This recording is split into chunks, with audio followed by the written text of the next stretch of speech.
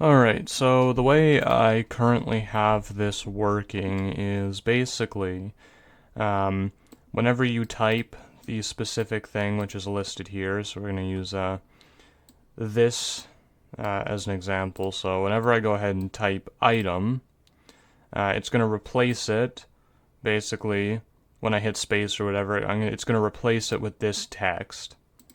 Then it's going to bring BlueStacks to the front, sleep for 100 milliseconds, and then send the shift input. So if we can see over here, if I type item, if I could type properly, it's going to do that, and you see it's going to bring BlueStacks to the front, and it's going to use the thing. If I click item again, okay, well that's a bad example. I can, go back and I can use the thing multiple times for items that have multiple inputs. The problem with this is that it brings BlueStacks to kind of the front of, it focuses BlueStacks, which I don't want, because you're going to see here why. If I want to control things by moving, by like moving around, as you would want to, which I have this command here as well to do that. So for move, so we can go ahead and just say move, and you can see the character is going to start moving, and they're going to start moving forward. The problem with this is the moment I come back to type another command, they just kind of stop, which is definitely not what I want, because obviously if I'm kiting or something, I want to have a command to like change my walk mode or use items while walking, that'd be good. And do various other things like interact with pallets or whatever it may be. But I need to be able to do stuff while walking. So the character needs to be in constant motion. And then if they're always moving forward, you can move the camera like this, so you can just turn your camera to the right or left. Or like partially. And that's how I'm going to try to achieve the movement. But that can't happen because whenever I type move and it starts to go, whenever I try to type another command, it ends. It's over. So I need to find a way to have this still sending to BlueStacks while I'm able to focus another program.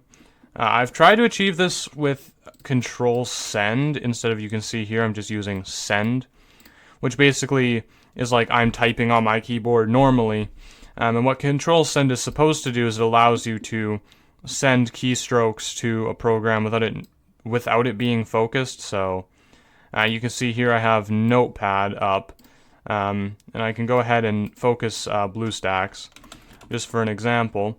So when I have Notepad focused, there's this little typing flashing thing that you can see. So it's not focused right now.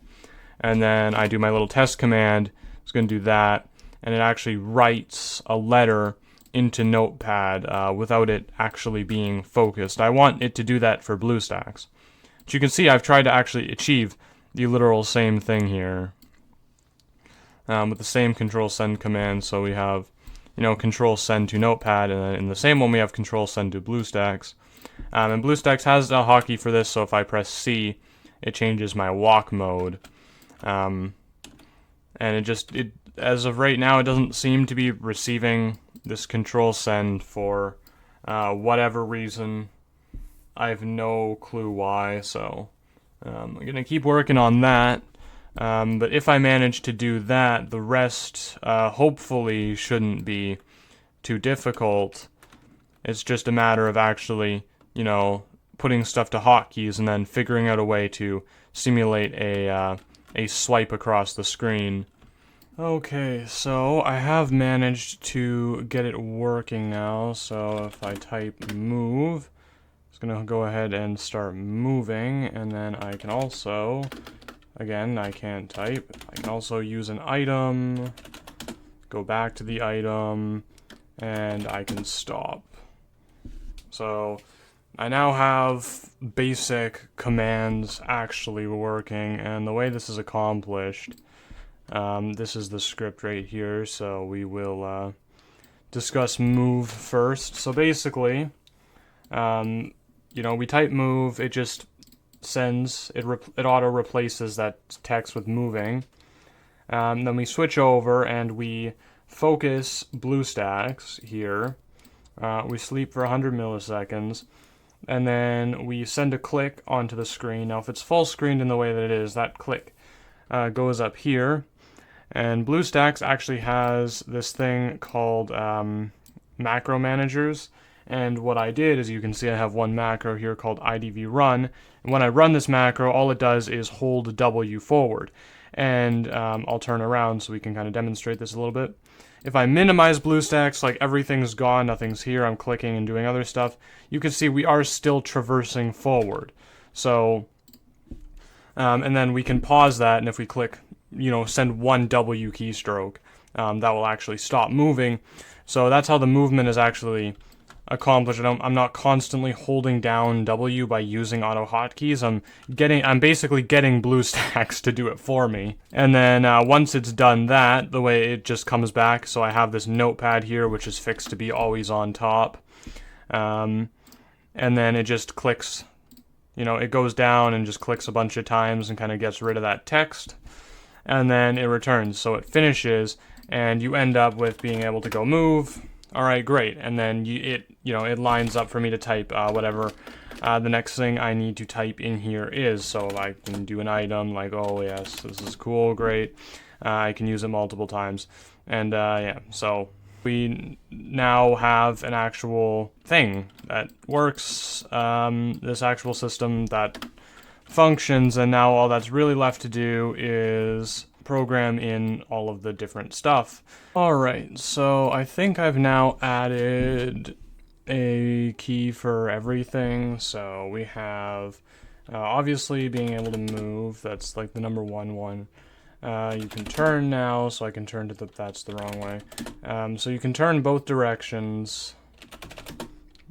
There's two different amounts, so you can turn once or you can turn twice. So right here I can turn left once, I'll change it a little bit, or I can change by 2, so it does like 2 swipes instead of 1. And then you can kind of move around fairly easily this way. I also added these, which you can do to change your mode. And you're also able to decode now. Hopefully, it's really hard to line up the decoding. And hopefully, eventually get there. There we go. And you can also hit calibrations, which a bit too late on that one. Guess we'll go ahead and change this. But yeah, other than that, it basically just works. There's a little bit of things to still work out in it. It's really hard to hit calibrations too. But yeah. So I'm pretty happy with the way this is right now. So you can, oh yes, we actually managed to catch the window, let's go. So yeah, you can actually like just fully play, it's hard, it's really hard. But you can actually fully play the game like this. I cannot, it's really hard, but you can do it. Alright, so one small thing before I actually end off the video here. I actually had to change the way the mouse actually drags the screen. You can see now I am using a mouse click drag. And then we left click at these specific coordinates and it drags to these coordinates on the screen. And then we continue on with the rest of the script just the way it was before. But I had to actually change it to this way because in the middle of recording it broke. I could not figure out for the life of me why it was broken with the previous method because it was working before. But the previous method just literally stopped working and I had to change it to this, which I think is just a better method in general anyway, but I thought that was worth noting. So yeah, go watch the main video on my channel.